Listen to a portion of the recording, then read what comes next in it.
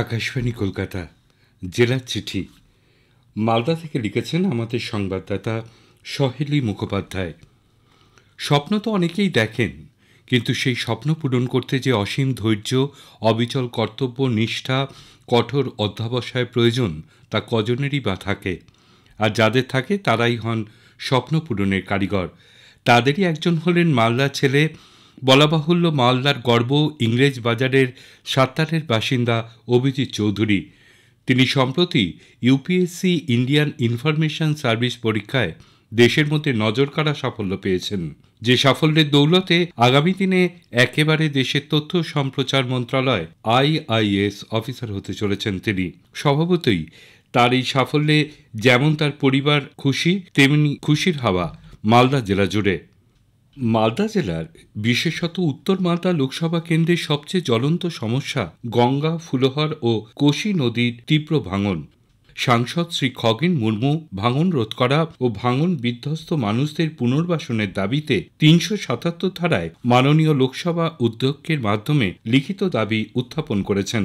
এখনো পর্যন্ত গঙ্গা ও কোশি নদীর ভাঙনে রতুয়া ১ নম্বর ব্লকের মহানন্দ টোলা ও বিলাইমারি গ্রাম পঞ্চায়েতের খাসমহল, নাসিরউদ্দিন টোলা, গঙ্গারাম টোলা, কান্তু টোলা, শ্রীকান্ত টোলা ইত্যাদি গ্রামের নদী তীরবর্তী জনবসতিগুলিতে প্রায় ৫০০ পরিবার ক্ষতিগ্রস্ত।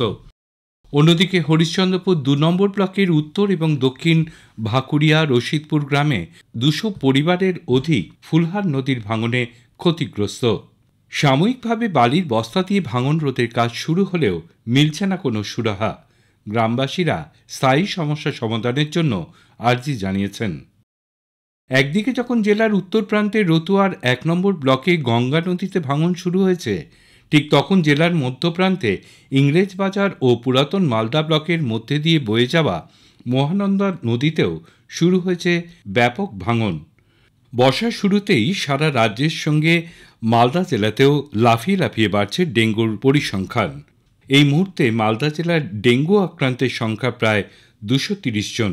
ডেঙ্গু আক্রান্ত হয়ে কোনো মৃত্যুর খবর অবশ্য পাওয়া যায়নি। প্রায় ১২ জন মালদা মেডিকেল কলেজে ভর্তি রয়েছেন। আমের মরশুম প্রায় শেষের দিকে, তাই আম বাগানে এবার বিকল্প চাষের পদ্ধতি দেখালো মালদায়ের কৃষি বিজ্ঞান কেন্দ্র। এই নতুন পদ্ধতি জানলে সারা বছর লাভবান হবেন আম চাষিরা। আম নয়, আম বাগানেই হলুদ চাষ করে আর্থিকভাবে লাভবান হবেন আম চাষিরা। এমনই এক নতুন পদ্ধতি দেখালেন মালদার কৃষি বিজ্ঞান কেন্দ্রের বিজ্ঞানীরা। আমের মরশুম শেষ হলেও থামবে না আয়। যদিও অনেক আগে থেকেই এই পদ্ধতি চালু থাকলেও হলুদ বা বিকল্প চাষের ক্ষেত্রে আগ্রহ ছিল না জেলার অধিকাংশ চাষিদের। তাই এবারে আম চাষিদের স্বার্থে আম বাগানে হলুদ চাষের ক্ষেত্রে আগ্রহ বাড়াতে উদ্যোগী হয়েছেন মালদা কৃষি বিজ্ঞান কেন্দ্রের বিজ্ঞানীরা। আন্তর্জাতিক স্তরের প্রতিযোগিতায় ২টি ইভেন্টে প্রথম, একটি ইভেন্টে দ্বিতীয় ও অপর একটি ইভেন্টে তৃতীয়, সর্বোপরি গ্রুপ চ্যাম্পিয়ন হয়ে তাক লাগিয়ে দিয়েছেন মালদা শহরের ৬৫ বছরের গৃহবধূ নীলিমা ঘোষ।